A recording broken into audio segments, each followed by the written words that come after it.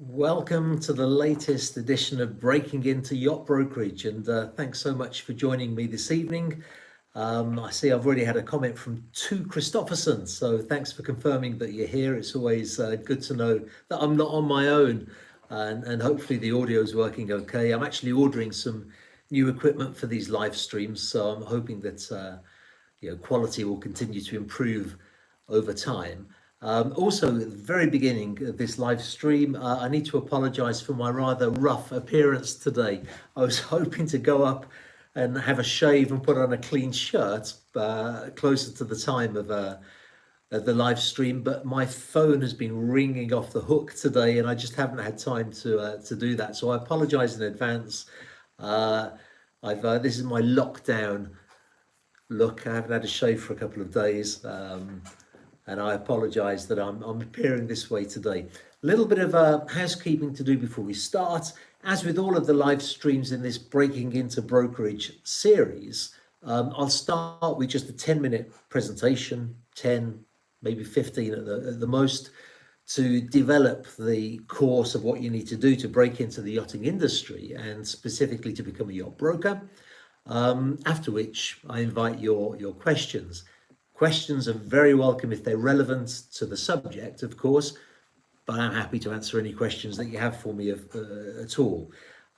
Questions associated with the super chat, of course, get special priority, not just because I guarantee that I'll get them answered, but also I try to be a little bit more thorough with the answers that I give, and that's because I do believe that the value of the course is very high, especially for people who have a serious interest of getting into yachting. This is probably the only course which gives you real practical steps that you can take to get into the yachting industry and specifically to become a yacht broker. So I see already we have a question coming in. I just remind you all again that at the end of the sort of 10-minute course, I'll be answering as many questions as I can. So that said, a quick review of what we've already looked at. We started off by talking about the fact that if you want to be in the yachting industry, and I'll just quickly answer this question. Pablo, yes, you will be able to rewatch it later on. So recapping of what we've said so far in the other courses, which are online and you can see on my channel. If you want to be in the yachting industry, the first thing that you need to do is to get to an area where there are yachts. We talked about that in the first course. And some practical advice on what you can do to move to an area where there are yachts. It doesn't have to be as expensive as you may think. We then said take a good look at yourself and who you are, because who you are and the stage you are in your life will determine the correct strategy to take to become a yacht broker. Are you a complete starter? And by a complete starter, I mean maybe somebody who's fresh out of university or has very little work experience. Are you just a dissatisfied worker? That is to say, you've got plenty of experience of work, but you're just not happy where you are and what you're doing. Well, in the third course, we looked at that option too. And we said, are you a career builder? And that's what we're going to look at today. People who are actually very happy with their jobs, but they're ambitious and they want more out of life and they love the look of yacht brokerage and they want to get into it. That is the sort of person we're focusing on in this part of the course. Just taking a couple of steps back though, for the complete starter, we said if you're leaving university with a degree, whilst it's great to have a degree because you'll have learned the ability to take in information, to analyse things, the paper itself, the degree itself is of no use in becoming a yacht broker. A brokerage company won't say to you, what qualifications do you have? They want to know four things. And the four things that they want to know are, do you have relevant connections? Do you know people who own yachts? Do you know people who want to sell their yachts? Do you have relevant connections? Do you have a knowledge of yachts already and of the yachting industry? Do you have a proven ability to network? And do you have some successful experience in sales? For the complete starter, we said, you may need to take a few steps back before you can take many steps forward, and you need to get those four requisites. And we gave all sorts of practical advice of what you can do to build up your connections, to build up your knowledge of the industry, to build up your ability to network and your ability to sell, so that when you go for an interview at a brokerage company, you've got those things, you've got what the brokerage company is looking for, and you're at an advantage to get the position as a yacht broker. For the dissatisfied worker, we said the same thing. Those are the 4 things that you need. And you may need to take your experience in work and apply it to a yachting environment, again, in order to build up your connections, build up your network, build up your knowledge of yachts and the industry, and build up some success in sales. Now, let's take a look in this week's part of the course at somebody who's already very happy with their work, but they're just ambitious and they feel that to become a yacht broker is the next step that they want to take in their career. Well, it has to be said that if you are successful in your career and successful already, you probably have many of those requisites. Let's say you probably have at least 3 of the 4. So that is to say, you may have relevant connections. You may know somebody who owns a yacht or captains. You may already know quite a lot about the industry. You've almost certainly got an ability to network, and you've almost certainly already got a successful experience in sales. So it goes without saying that your path to becoming a yacht broker is going to be a lot quicker and a lot easier than somebody who's just starting out. However, what I want to do now is just give you some really useful advice on how you can use what you have to the best effect to get into brokerage and to into the yachting industry. The first thing to say is that transparency is the key to lasting success in yacht brokerage. I say that for a really good reason. Many of the career builders who go on to become a yacht broker were previously yacht captains, or people who sell yacht insurance, or people who in some way are already involved in the industry. The worst thing that you can possibly do if you're in that situation is to pretend to be a broker when actually you're not really at the moment. I say that because, and just before I continue, I really thank you for that super chat, and I will answer your question from the super chat in just a few minutes. But thanks in the meantime for that. The reason I talk about transparency is because what often happens, and it's happened to me lots of times, is we'll get an email from somebody who says they're a broker. They usually have a Gmail account or some nondescript account, and they say, my client is looking to buy a 80-foot azimuth, 150-foot CRN. My client is looking to do this. Scratch beneath the surface and you find out that actually they're the captain of a yacht and it's their boss who wants to buy the yacht. That's usually the scenario. Other times they're in other yacht relating businesses and they see an opportunity and they think, I could make a commission out of this. I'll say is my client, when actually it's not strictly speaking true. If you take that approach, all that it does is it builds up resentment between you and the broker that you need to work with, because there's a lack of honesty right on the first step. But also it can put you in very big difficulty with your client or your boss.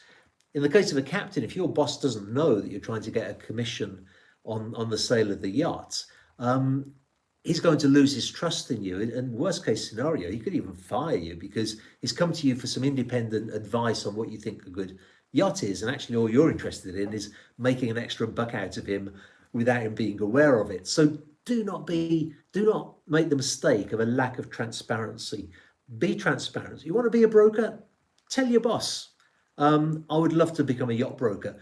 Can I please try to find you a yacht and go through the brokerage? Because this for me is a wonderful opportunity to get into an industry that I really want to be in. So be transparent with your clients and be transparent with the brokerage company that you want to work with. Say to a brokerage company, I'm a yacht captain, or I sell insurance for yachts, or I sell jet skis, or whatever it is that you do. And I happen to know a guy who owns a yacht and is looking for something bigger. I want to be a yacht broker. I'd love to bring you this client to your brokerage company. In return, I expect a portion of the commission and the training and the mentorship and the opportunity to become a broker. If you take that transparent approach, I can guarantee you people will cooperate with you. And you will have long-term relationships because you're basing the approach on honesty, not on some shady lack of transparency.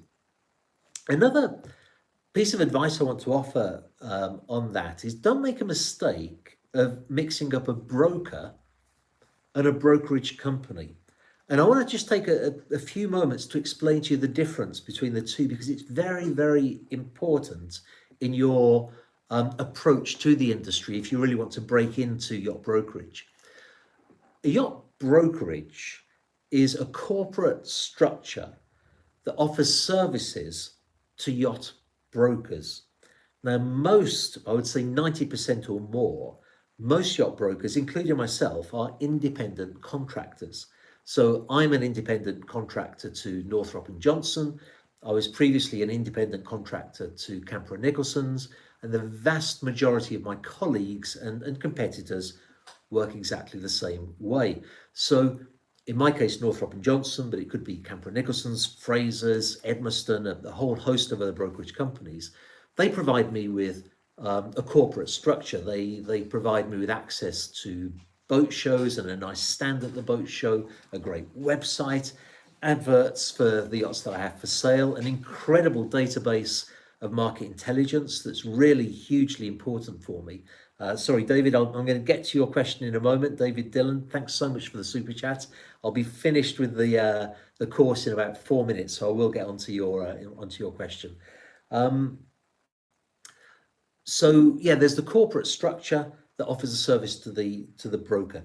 The reason that's important is because if you want to get into brokerage, you have a client and you take that transparent approach that I just mentioned, I would advise you not to go to the broker, but to go to the brokerage, to go to the company. Now, the reason for that is because in most cases, an individual broker will see you as competition. He'll see you as competition. There's a reasonable chance that when you say the name of your client, that broker already knows him. So your introduction, in his opinion, is of little value. However much value it may be in reality, and his perception will be, I already know the guy, I've already got his email address, and you know what? Now I know he's looking for a boat. Thanks very much. So unless you've got a remarkably good relationship with the specific broker, I advise you to go to the brokerage. Because if you talk to the CEO of a brokerage company or the sales director, for those that have a sales director, they have one interest, and that's to introduce new blood, new talent, new clients to the brokerage company. And if you write to them and say, I am the captain of, or I sell yacht insurance, or I do this, I want to become a broker and I can bring you a client, they will respond very, very well to that. And they will find a broker who will work along with you and who will mentor you. And they'll insist that you have the sort of level of cooperation that you really want. So those are basically my pieces of advice for the career builder who has already got a lot of the requisites that a brokerage company is looking for. My advice is transparency. Don't pretend to be a broker when you're not one, because that will just get everybody's back up, including your clients. And really you want to build bridges, not burn them. And approach the brokerage company rather than the individual broker with your clients in order to get the mentorship. Or one last bit of advice on that before we go to the questions: get everything in writing. Get everything in writing. It might sound obvious, and I apologize to you if I'm stating the obvious, but the name of your clients, the arrangement that you have with the brokerage company, the fact that they'll give you mentorship, get a written agreement with them. I'm not saying that brokers aren't to be trusted, but pretty much it's like in any industry in the world where big bucks are concerned, and some of these yacht sales have hundreds of thousands of dollars of commission to be paid. You just can't risk not having a transparent arrangement in writing. I hope that's of assistance to some of you that are listening. In next week, we'll be looking at the most fascinating part, which is how much money can you make as a yacht broker. I'm going to actually get right into the nitty gritty of that next week. And now it's great to see already some questions coming up. So I'll start with Filippo Zucchetti, and I thank you very much indeed for the super chat. Filippo says, "Hi David, great to hear insight and suggestions from you. Can you tell us why you switched from a yacht company to a brokerage firm? Main differences?" What a great question, and a very easy question for me to answer as well, because I had it very clearly in my mind. I worked for, you're quite right, I worked for a yacht builder before I became a broker. And it was a great stroke of luck for me to meet a man called Norberto Ferretti, who's the founder of Ferretti Yachts, in 1994. I didn't know what a yacht was before I went to work for him. I mean, I really didn't. And so for me, it was a big learning curve of seeing the way that yachts were built. I didn't even know what a yacht broker was. In fact, I didn't know what a yacht broker was for many years after working with Ferretti, because Ferretti Group is, or Ferretti especially, is what's called a production yacht builder. Just as Azimuth is, as Sunseeker is, they build yachts in a production line. So they don't use brokers, they use dealers. Being a dealer is a little bit like having a Mercedes showroom or an Audi showroom. You're pretty much tied to that brand. So if I'm a Ferretti dealer for Spain, for example, and you want to keep your yacht in Spain, or you're Spanish and you want a Ferretti, you have to buy it from me. I'm the dealer. A broker, on the other hand, we can sell anything, and basically we're free to offer what we believe is best for the client. When I discovered that that industry existed, I fell in love with it very, very quickly. And actually my then boss, a guy called Lamberto Taccoli, who's now the CEO of Perini Navi, but he was the CEO of CRN, which is part of Ferretti Group. He used to say to me, "Stop trying to be a broker, stop trying to be a broker," because I was always trying to put deals together and find yachts that the client would like. But you know, it was as the Italians say, più forte di me. It means it was stronger than me, this desire to sell yachts. And so that's why I had to pass through, first of all, working for a yacht builder before I discovered the brokerage world, and then became a yacht broker. So I hope that answers your question, and thanks once again for the super chat. I'm going to go on to David Dillon, and I thank you as well, David, for the super chat. It's very much appreciated. For a cash buyer, how long would it take to actually purchase a yacht if the yacht is already good to go? Also, loving your videos. Can't wait for more walkthroughs. Thank you very much, David. If you weren't here earlier, I started the live stream by apologizing for the fact that I haven't had a shave, and I've got a shirt on which is maybe not the best shirt to do a live stream either, because the phone has been ringing off the hook today. And I thought I'll have a shave around about 4 o'clock and I'll come down freshly shaved with a nice new shirt. But the phone's been ringing off the hook with people calling me, starting to want me to do walkthrough videos again. And I'm absolutely delighted with that. So in June, it's looking like I'll be filming a lot of walkthrough videos in June, and maybe some before the end of May as well. Getting back to your question though, for a cash buyer, how long would it take to actually purchase a yacht if the yacht's ready to go? A lot depends on the buyer himself. So, for example, right now I have a negotiation on the go, and I have to ask you to excuse me, but when we have a yacht sale underway, there's a lot of restrictions that we have regarding confidentiality. So I can't tell you what the yacht is, although it's not that I can't tell you because it's something particularly exciting. It's just out of respect for the seller. So at the moment, I have a cash buyer. I have a transaction on the way. The buyer already has everything set up. He knows what he's doing. He's bought yachts before, and we're hoping to close that sale within the next 2 to 3 weeks. And the negotiation, the discussion only started last week, so that'll be a yacht sale within 4 weeks. That's pretty good going. 4 weeks is pretty good going. If, on the other hand, a buyer has to set up an ownership structure, because you know that most yachts are owned by a company rather than by an individual, and sometimes the structure can be Cayman Islands, but the flag of the yacht is in the British Virgin Islands, and the owner is from Australia. That can take longer, because companies need to be set up. That means that there's often sometimes four signatories that need to sign off on everything.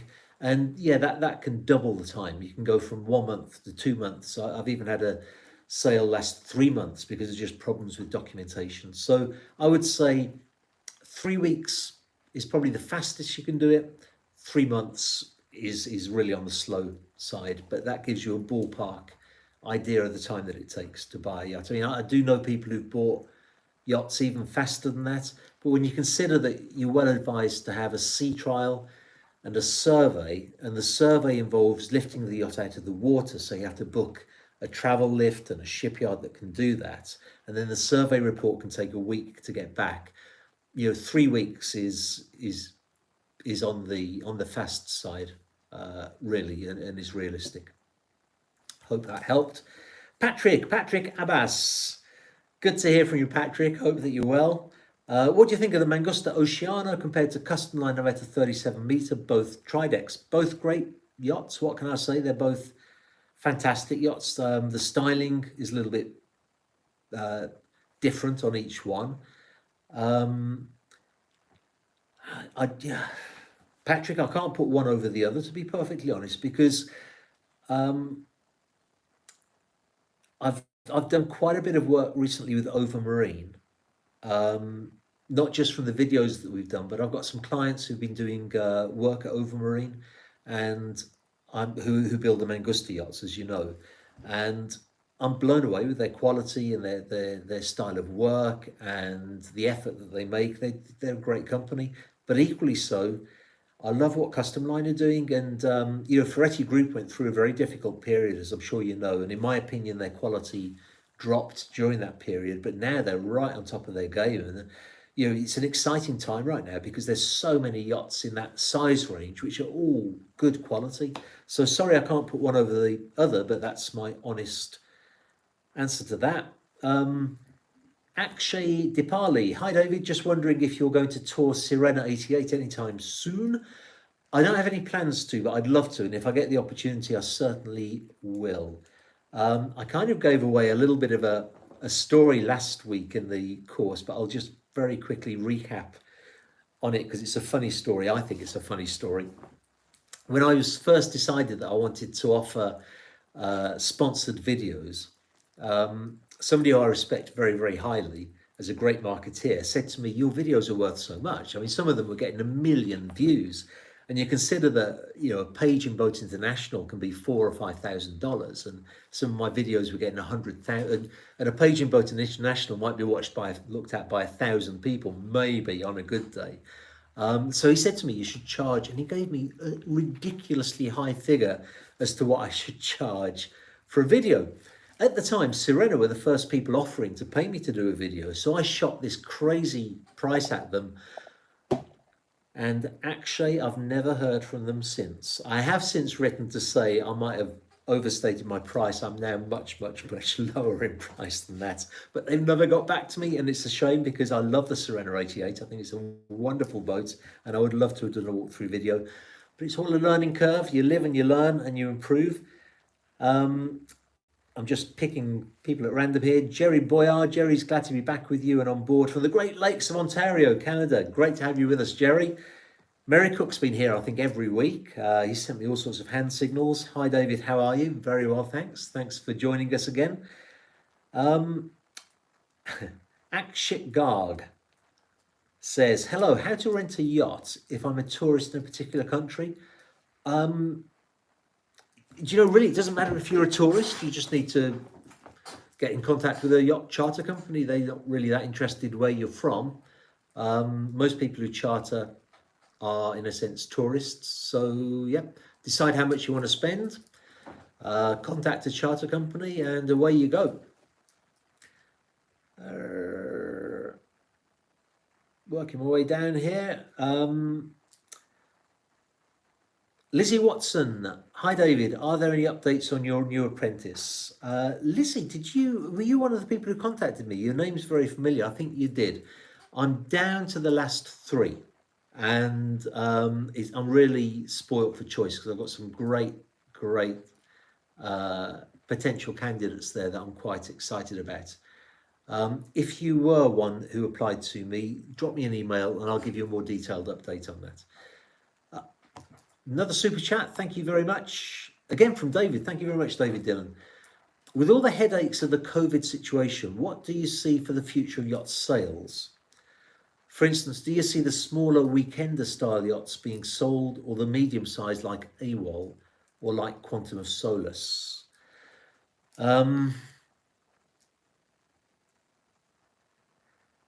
It's a very difficult question to give you an honest answer to, because I think the answer to that depends on what COVID does to the economy.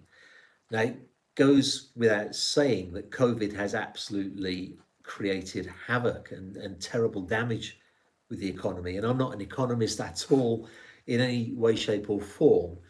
But my gut feeling is that the financial impact that's created by the coronavirus will bounce back from a lot quicker than we did from the crisis created by the banking problems back in 2008.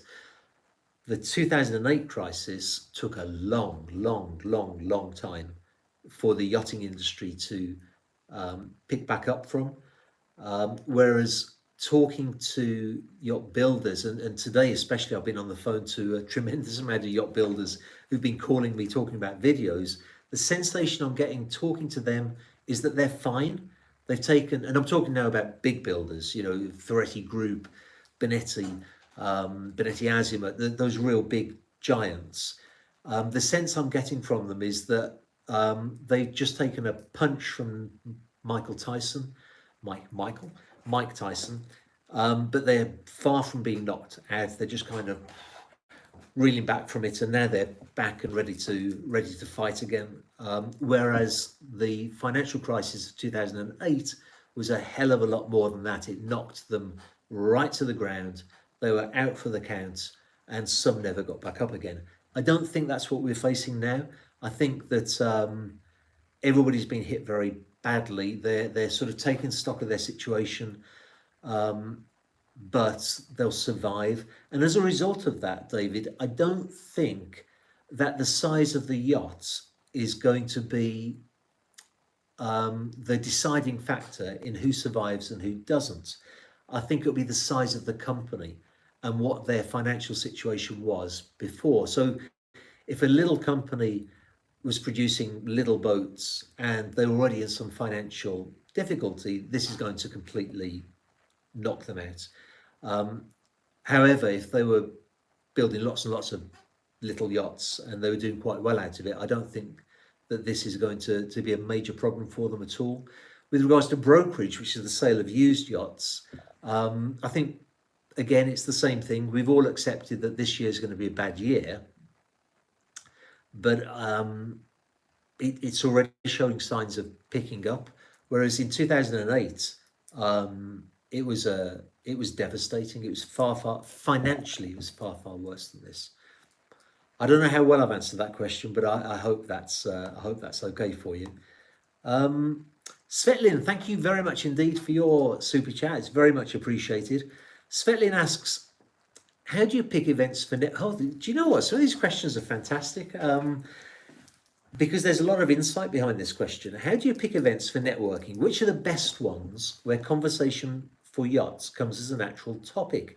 Svetlin, I don't know your circumstances, but I'm just going to assume that you are interested in becoming a yacht broker, and that's the reason you're listening to this. And one of the biggest challenges that you have is exactly that of picking events for networking, because you can literally use up all your time and all your money going to events. And I know people that do that and they get nothing out of them, apart from a great network and a lot of fun and some great dinners and lots to drink. So the honest truth for picking events for networking, a little bit it's trial and error. So for example, I went to the Super Yacht Investor Conference just over a year ago in London. And I only went because I was invited to be a speaker there. Otherwise, I would not have gone. I don't like conferences. I wouldn't say they're a total waste of time, but sometimes they can be. However, that particular conference was fantastic. It was a big surprise. I came out of it with a client, um, and some great contacts that I've done business with, and the business obviously has materialized into financial reward for me, which at the end of the day is what it's all about, isn't it? It's great to have a great network, but if you don't make any money from your network, it's always all a little bit of a waste of time. So that was trial and error. However, there are some events which are great for networking. In the south of France and in Florida particularly, they have yacht open days, which is an economy version of a boat show. So you don't have all the razzle dazzle of boat shows.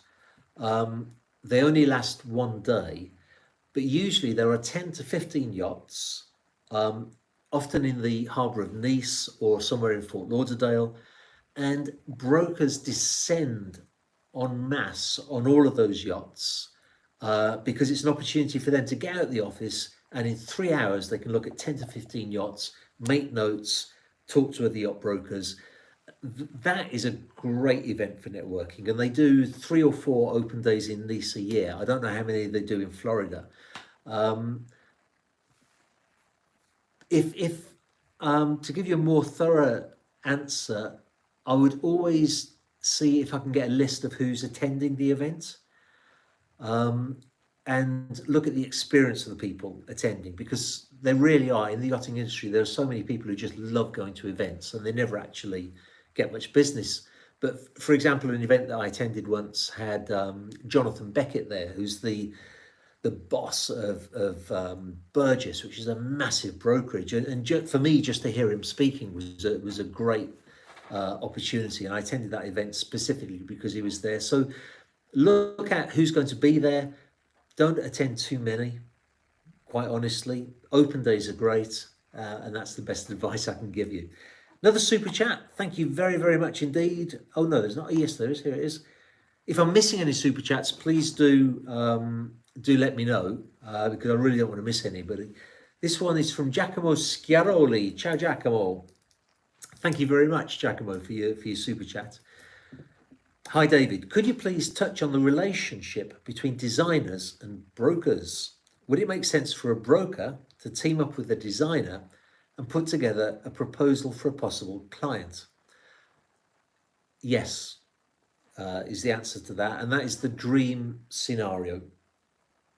However, in my opinion, a broker should always listen to the client first, and he should be led by the client.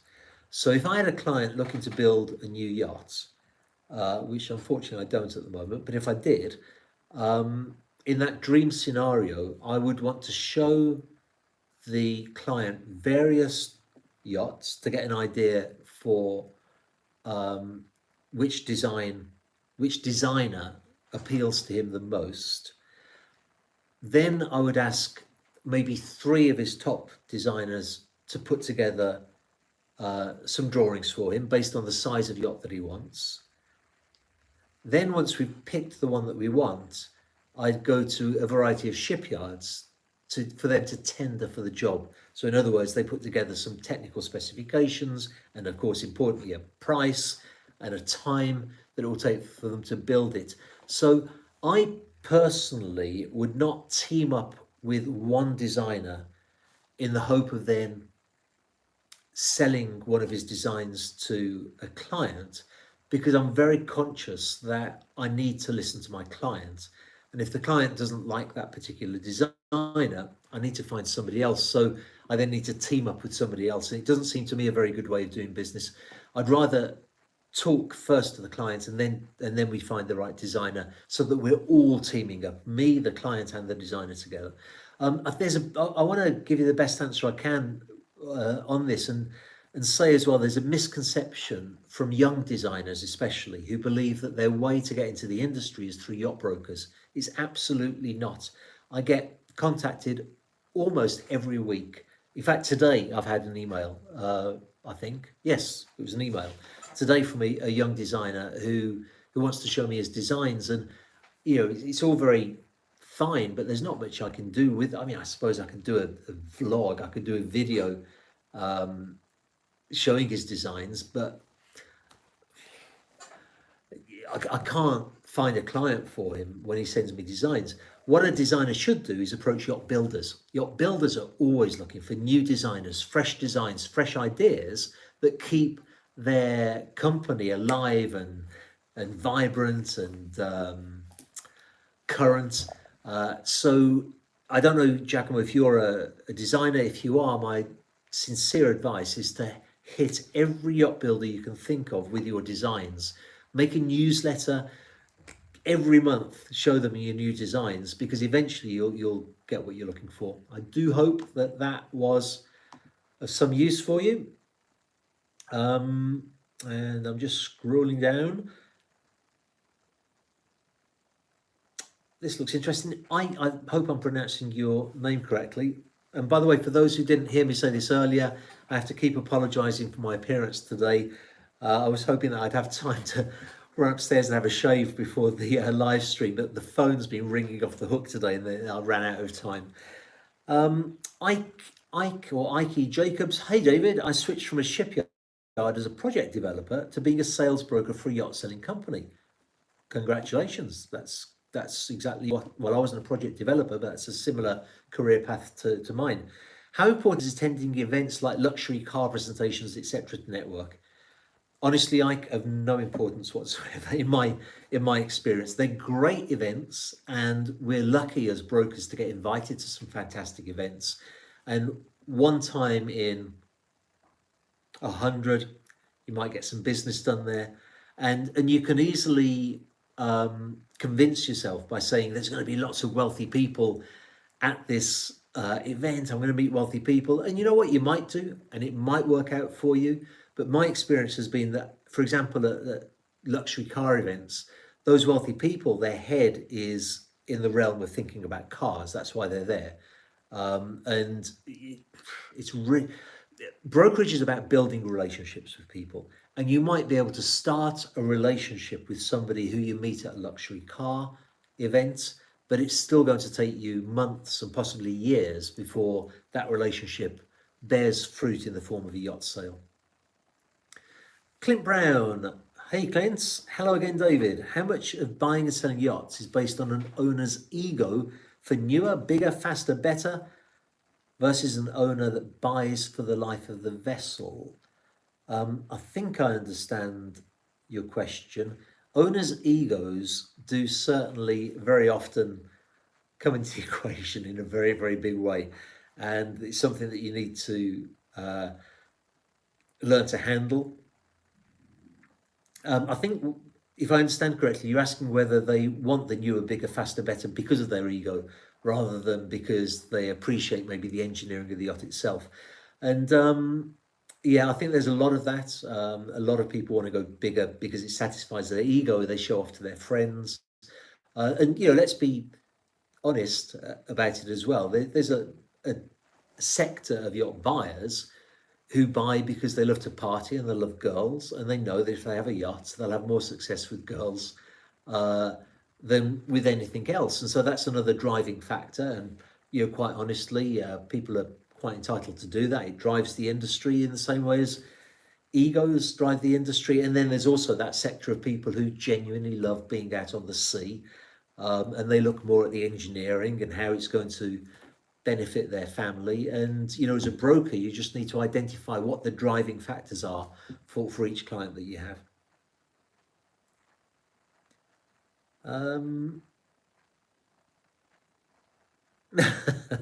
Alexander Foxcard, I love that. I want to become a fighter pilot. Is this the right canal? I think you meant channel. No, you're in the wrong place, but do stick around.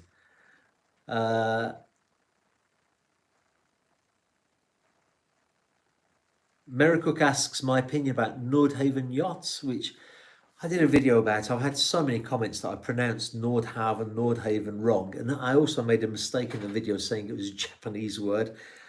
I think they're great yachts. I wasn't aware that they are particularly expensive. You ask why they're so expensive. I wasn't aware that they're particularly expensive. If they are, it's probably because they're a very reputable brand, and at some point a brand can cash in on the premium of having built many, many successful yachts. Um,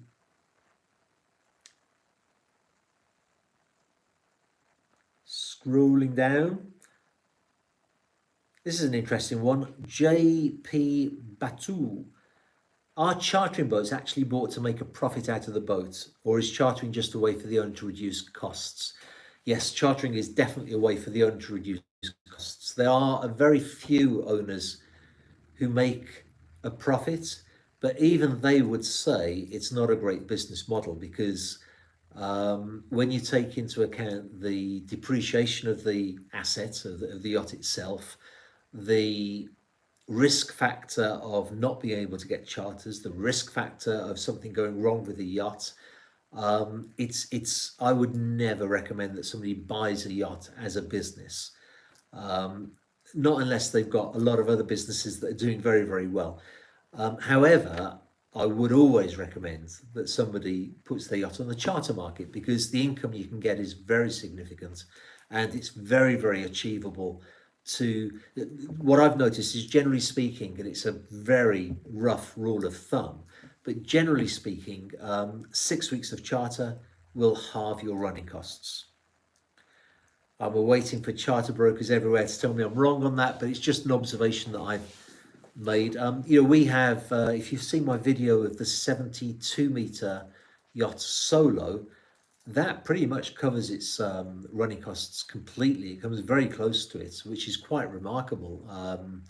But the larger yachts do tend to do that. The larger yachts, which are chartering for sort of upwards of $500,000 a week, do seem to be tremendously successful. And it seems to me almost that the larger yacht you buy, the better it will do on the charter market. It's absolutely remarkable.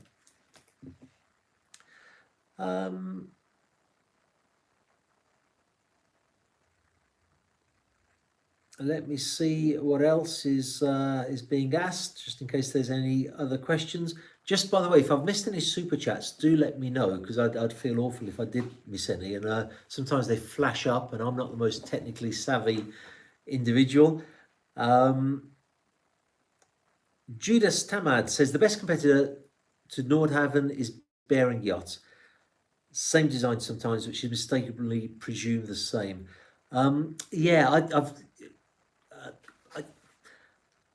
Something I really try hard not to do is to talk badly about yacht builders, and I don't have a lot of experience with Bearing. I really don't. I've only seen one, and it didn't blow me away as far as quality went, whereas Nordhaven do blow me away. I've got to say, given the choice, I personally wouldn't hesitate. I mean, Nordhaven has a great product range. They're proven explorers. I have to be honest, with no disrespect to Bearing, I think Nordhaven are a step up from that, to be perfectly honest. Let me work down to GV. GV, by the way, is the name of a really nice 60-meter CRN yacht. The initials of the owner, GV. I don't know, you might be the owner of GV, in which case I should definitely have had a shave and put on a clean shirt today. GV says, when a yacht is for sale but still used for charter with guests on board, how does a surveyor get on board, or how does the yacht get in dry dock? Well, the answer to that is he doesn't. You can't charter a yacht with guests on board. You have to wait for the charter to be completed. So, and that's, during the negotiation process, when you're trying to come to an agreement on a figure, those are things which the two brokers, the buyer's broker and the seller's broker, should already be talking about. They should already be saying the yacht's on charter until the 25th of June. Does your client know that? Because he won't be able to survey it or sea trial it until the charter's finished. And actually selling a yacht that's a charter yacht presents very specific challenges for exactly that reason. However, it can be very appealing. So, for example, right now I have for sale the Mangusta 130 Veni Vidi Vici, and that has a charter coming up in August. So if somebody buys the yacht now, they can benefit from the income from a charter straight away, so they can buy a yacht that's already up and running as a very successful business, already has income immediately from the moment that you buy it, and also has availability for you to use it in your, in your own personal use as a yacht owner. So selling a yacht that's a charter yacht has big pros and big cons. One of the big cons is that you can't charter it, you can't survey it or sea trial it with guests on board. Is absolutely out of the question. Those guests have paid a lot of money to be on board. They don't want to be disturbed by a surveyor, picking up platforms and taking cabinetry apart and taking oil samples from the engines. Javier Costa Henderer, good to see you here again. David, as an engineer, I see myself more working in a shipyard. How hard is it to get in somewhere like Ocean Co? I've seen they have internship appliances. Oh, Ocean Co is a wonderful shipyard. If they're looking for interns, and if that suits you, I would jump at that opportunity because, we're talking about the elite of yacht building, very, very serious company, very, very nice people with some hugely exciting projects. I would jump at that chance if I were you, Javier, and if that's the kind of thing that you're looking for. But if that one doesn't work out, send your CV to everybody. Send it to Fedship, send it to the Italian shipyards, send it to Lurson. That's my advice to you.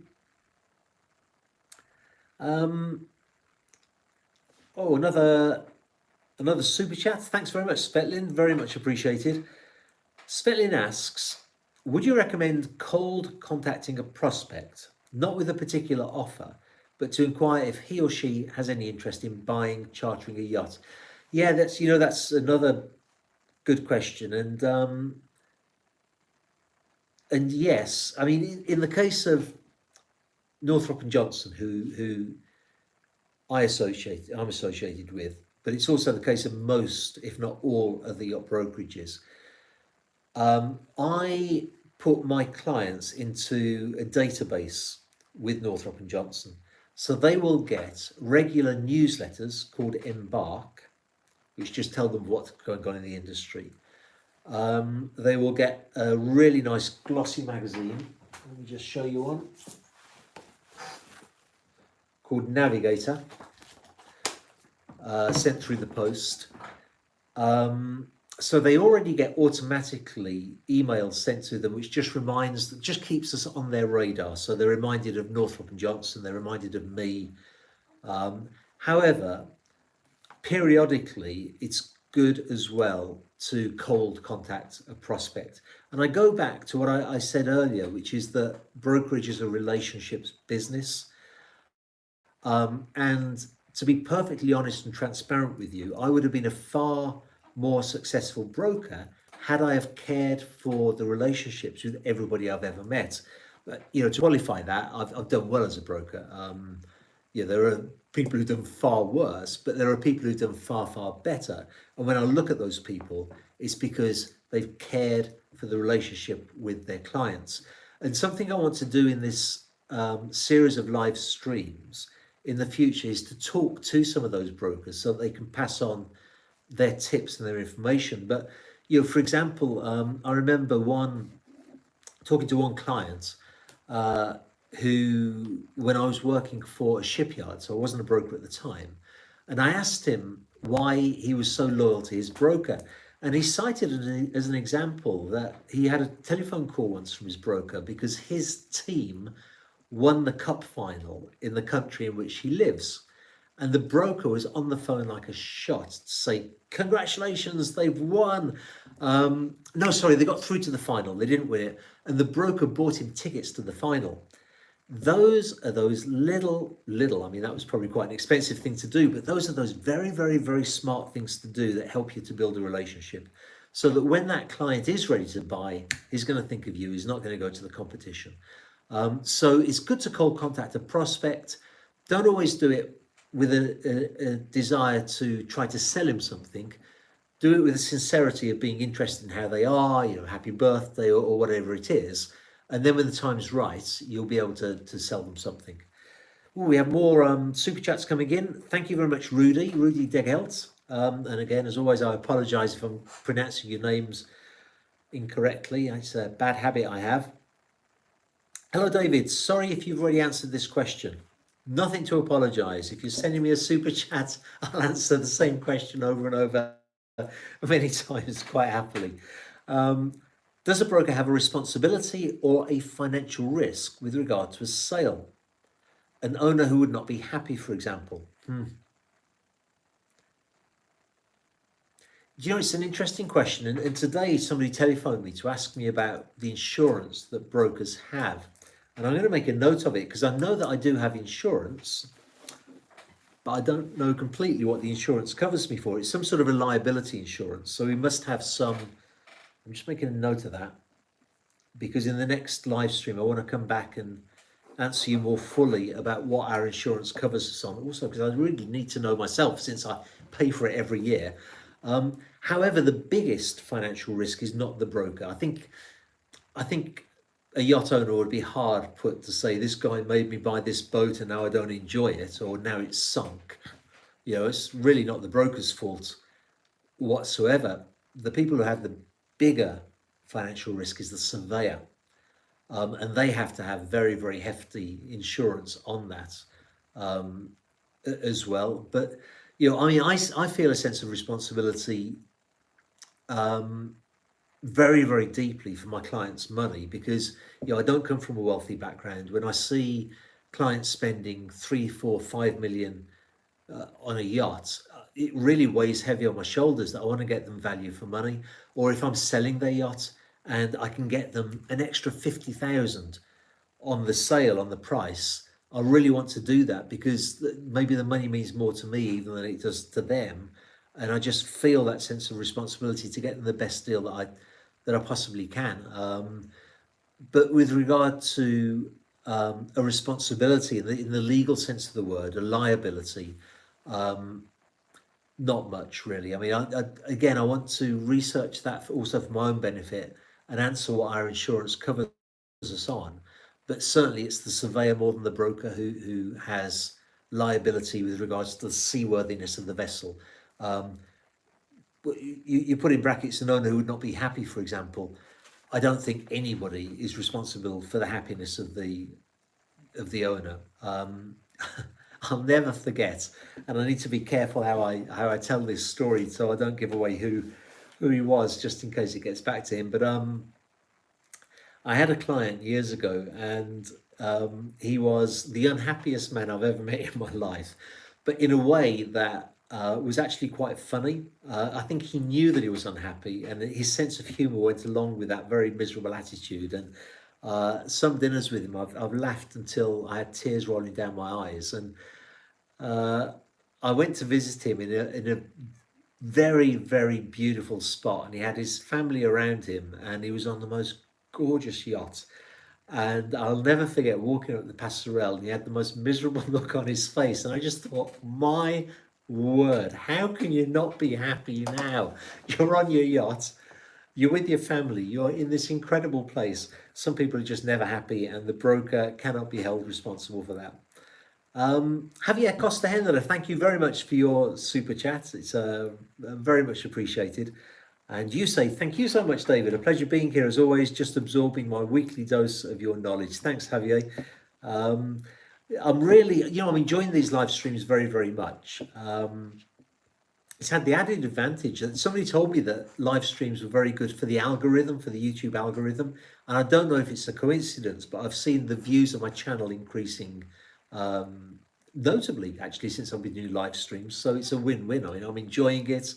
It's good for my YouTube channel. So I'm already thinking about what to do when the course of breaking into brokerage finishes. And what I'm thinking of doing is doing the same weekly live stream. It'll just be called Broker Talk. David Seals Broker Talk, or Yachts for Sale Broker Talk. And we'll just talk about different aspects of the industry, whether that's yacht design, yacht brokerage, yacht insurance, or maybe not yacht insurance, that's a bit boring, but we'll find stuff to talk about. It might be about new yachts that have just come onto the market, it might be about sailing yachts, there's lots to talk about.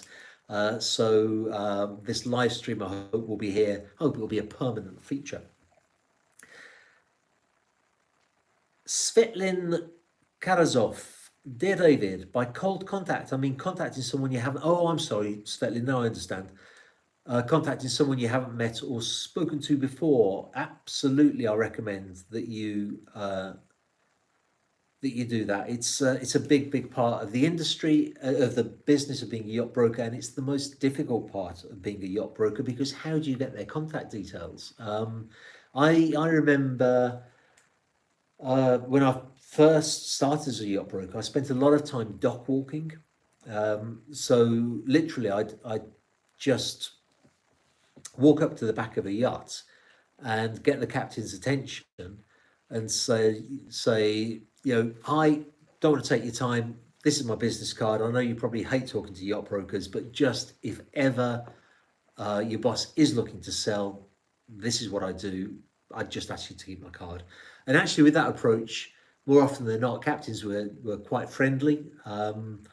And occasionally, I would say 1 in 30 or 40, you'd get through to the owner of the yacht. So yeah, and then as soon as you've got their contact details, yes, absolutely, you need to contact them, reach out to them. There are different strategies in the way that you should do that. I think in any industry or in most industries these days, it's considered bad form to go right in to try to sell something. First of all, you need the introduction, especially with yacht brokerage. You just need to say, I just want to be, on your radar so that when the time comes for you to buy or to sell, to buy a new yacht or to sell the yacht that you have, at least, keep me in consideration. I'd like the opportunity to, to pitch to you to what my services are when the time is right. Add them to your database. Make sure that you reach out to them regularly, even just through newsletters. But yeah, cold contacts are a very important part, especially when you're starting out as a yacht broker. I'll be honest with you. I mean, I've been a broker now since 2006, and the only reason I stopped cold calling was when the YouTube channel became of a size that, first of all, it was taking up a lot of my time, and secondly, it was bringing me in so much business that I no longer needed to cold call. But thanks for the question. I hope that was a better answer than my first effort with you.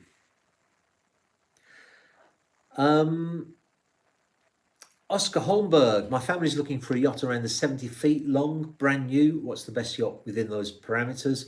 That's such a open question. It's a difficult one to answer, apart from to say, I'm assuming that you mean motor and not sail. 70 feet, you'd be looking at production yachts, most likely. So fiberglass production yachts. A lot depends on your budget. I'll tell you, actually, I'll give you one that's a personal favourite of mine. The Fairline 74 was a great yacht. It holds its value well because it's very popular. It's a beautiful design. You can pick them up. I don't want to give you a price now because I don't want to get it wrong, especially since this live stream is recorded and left on YouTube. But they're very reasonable price, very lovely yachts, and they have good resale values. I mean, it may be that you're looking to buy brand new, in which case, there's other yachts. But thanks for the question. I hope that was of some help. Angus says, Angus Patton, I enjoy your boat channel. Great content. What do you think of Absolute Boats? Cheers. You know what, Angus, that's a good question. And I was supposed to go to Absolute last year and then they cancelled. So I've never been to the shipyard. I've been on a few of their boats and they're a valid builder, good solid builder. I've heard good things about them recently. I'd love to spend more time on their yachts and at their shipyard to be able to give you a more in-depth answer. But if I was looking for that sort of boat, I've got nothing bad to say about them.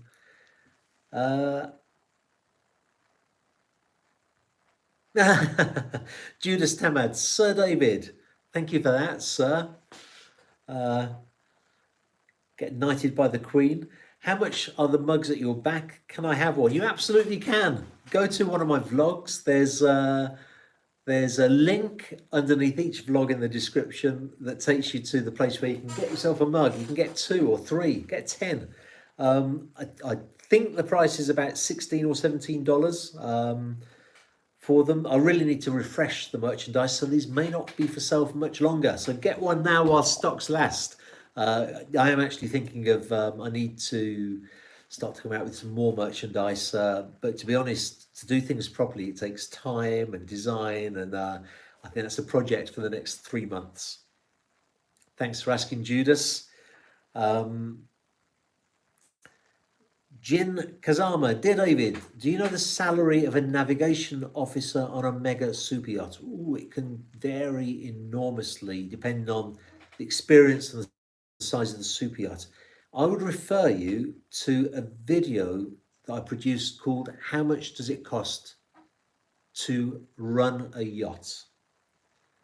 I'm pretty sure that's what it was called. And I give a breakdown of all the crew salaries on that, which will give you a rough idea. I can tell you that on those super yachts, officers are very, very well paid. Everybody's very well paid, but obviously the higher up you go, I mean, a captain of a 80, 90, 100-meter yacht can easily be paid 15 to 20,000 a month, and on rotation. So they get plenty of time off with their family too. But to make it to that point, you need an awful lot of experience, and the weight of responsibility and the work involved is very, very considerable. So I'm not saying, lucky them, look how much they get paid.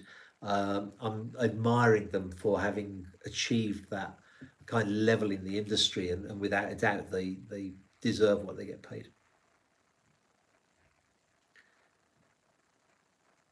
Oh, Christopher Hodson, I've got the Smooth Sea Never Makes a Good Sailor mug. Awesome. Thanks, Christopher. I'm glad that you got that. And you're right, it's all, I do everything through Teespring. It's a great site. I'll tell you what I'll do. When this is finished, I'll put the link to Teespring in the description below. I don't know how long it takes from when I close the live stream to when it becomes a recorded video. I think that time varies, but certainly I'll put that in the description below. So if anybody wants to get one of these mugs, t-shirts, there's all kinds of stuff on there, and it's all on Teespring, and it's all very much appreciated.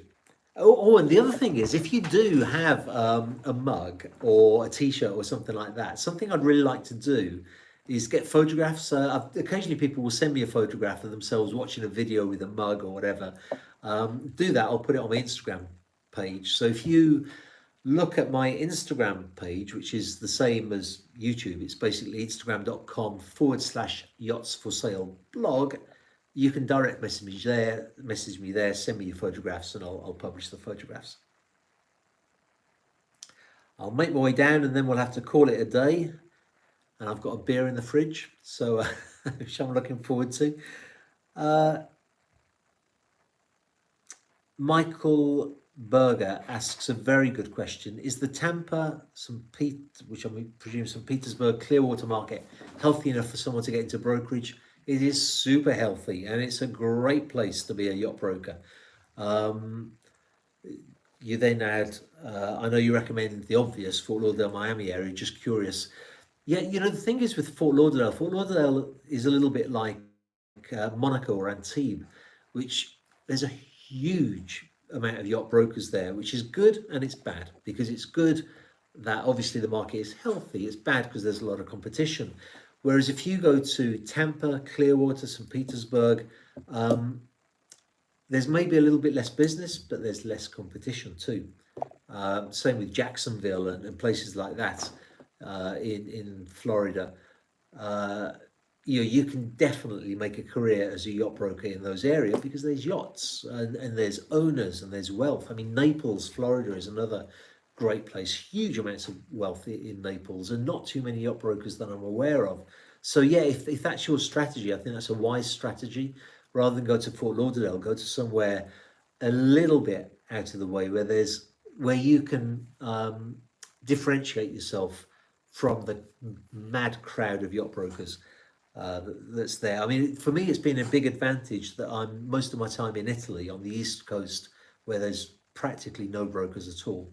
And I apologise to the few brokers that are here, but there's really not very, very many at all. I'm certainly working with the big brokerage companies, I'm the only one that's on this coast that I'm aware of, and that's been an advantage for me in my career. I'm going to do two more questions and then I'm going to close. I'm going to quickly answer Belou's72 because it's an easy question to answer. Thank you very much. He says he loves the channel. How healthy is the rental market?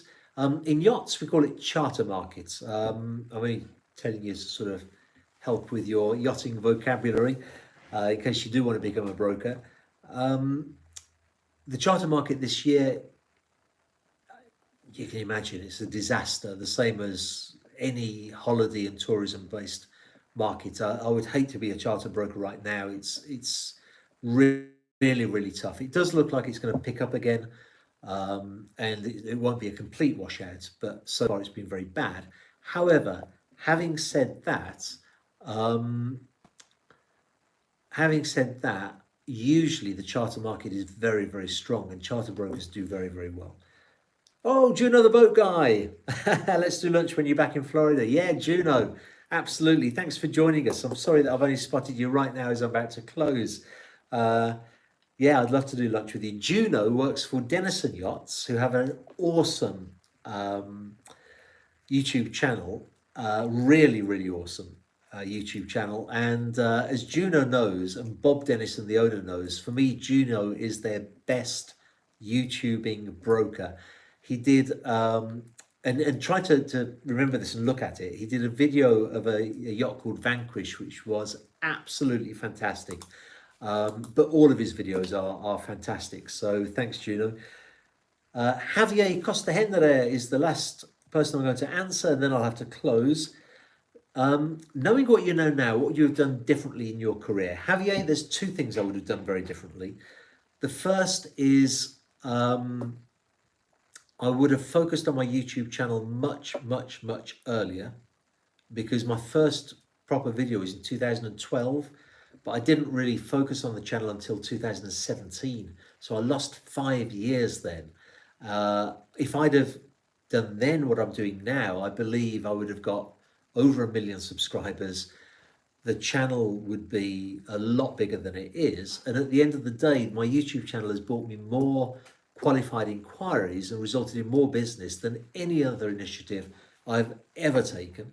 So that's the first thing I would have done differently.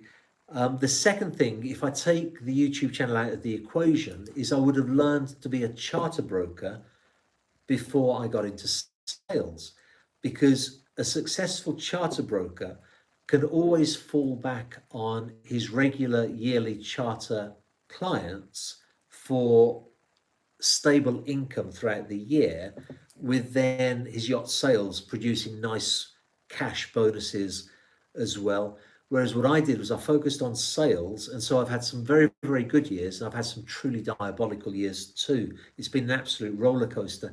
If I'd have got into charter first and combined that with sales, I would have had a much smoother, more successful ride. So I hope that can help somebody in their career. Sorry, Svetlin Kalazov says, come on, David, please answer my last question. No, I'm going to close now. No, I'm joking, Svetlin. Of course, I'll answer your question. What do you think of combining brokerage and chartering as a way to introduce prospects to the lifestyle and grow them as clients? I think it's not only a brilliant idea, it's something that's done a lot, an awful lot. A lot of clients have come from charter. I have one particular client who I've done some really good business with, who for many years only chartered, and then when he decided to buy, he's now really into yacht purchasing, and he's turned out to be a lovely person and a very, very nice, very good client too. And also it's advice I've given to a lot of potential buyers who are maybe unsure as to whether they want to spend all that money on a yacht. I would always advise that they charter first. I mean, it's expensive to charter, it really is, but it's a lot more expensive to buy a yacht. And there's a guy who is on YouTube who I haven't watched for a while, but he's brilliant. He's called Producer Michael. I don't know if you ever heard of Producer Michael. He has a fantastic YouTube channel. He's a very, very wealthy individual. He introduced a particular cartoon, and I can't remember what it was. If it comes to me, I'll tell you. But he introduced a highly successful cartoon to television. He made millions and millions and millions. Long story short, he bought a very large yacht, and he talks about it on his YouTube channel. It was $30 million. He went out to sea. He got seasick. He turned back and he put the boat up for sale, and he lost his shirt on it because the depreciation and the costs were absolutely massive. So yes, great question, Svetlin. I would always recommend chartering before buying. Absolutely, it's the best course of action. Before I do finish, Super Yacht Captain Tristan, how are you, buddy? And I'll answer your question because you're a mate. How do you prevent other brokers from pinching your clients? You don't. There's nothing you can do about it. Absolutely nothing. We talked earlier in the live stream about how brokerage is a relationship business, and you need to care for your relationship with the clients. You really do. And that's a full-time job. You need to always be working on that relationship with them and just hope that they won't use another broker. And I've had, it would be inappropriate of me to say publicly who it was, but there's a well-known brokerage firm. The owner called me a few years ago, and I didn't have his phone number recorded on my phone, and so I didn't know who it was. And I picked up the phone, and the verbal abuse I got when I picked up the phone was really shocking. I mean, it was really very, very abusive, and he was screaming and shouting at me because I'd spoken to one of his clients. I'd emailed one of, I hate to do that, but I'm going to do it, his clients, trying to get business from them. And it was, he went bananas. He was going to run me out of the industry. He then wrote an email to the president of MEBA, the president of Libra, the owner of Northrop and Johnson, Kevin Merrigan, saying this guy shouldn't be allowed to work. He's contacted one of my clients. And everybody just went, what? I almost said his name then. What are you talking about? This is a competition. We compete with each other. Of course he's spoken to your client. That's what we do. We're all competing for that same pool of clients. I didn't say anything bad about the other brokerage. I didn't even mention the other brokerage. All that I did was approach a yacht owner who I knew had done business with another brokerage company to say, if you feel at some time you want to try a different brokerage, here I am. This is what I do. But by the same token, people can do that to my clients. And they're welcome to. And if I lose my client, it's because I haven't looked after the relationship well enough, and I've got nobody to blame but myself. So in answer to your question, Tristan, you can't prevent other brokers from pinching your clients. I don't view it as pinching, to be perfectly honest. I view it as competition. We're all competing to try to offer the best service that we can. And if another broker walks away with one of my clients, I've got to ask myself, how did I let that happen, and not get angry with the other broker, unlike a certain brokerage owner who will remain unnamed. I am going to end it there. I thank you all so much for the super chats. I thank you all so much for the questions and for making another really enjoyable live stream. Next week, we'll be looking at that question that I'm sure many people want to know. How much money can you make as a yacht broker? I suspect we'll get a very good attendance for that. I suspect as well we'll upset a lot of yacht brokers who may not want it to be well known, but there's no reason not to discuss it, and it's what we'll be discussing next week. So thank you again very much, and I look forward to being in contact with you next week.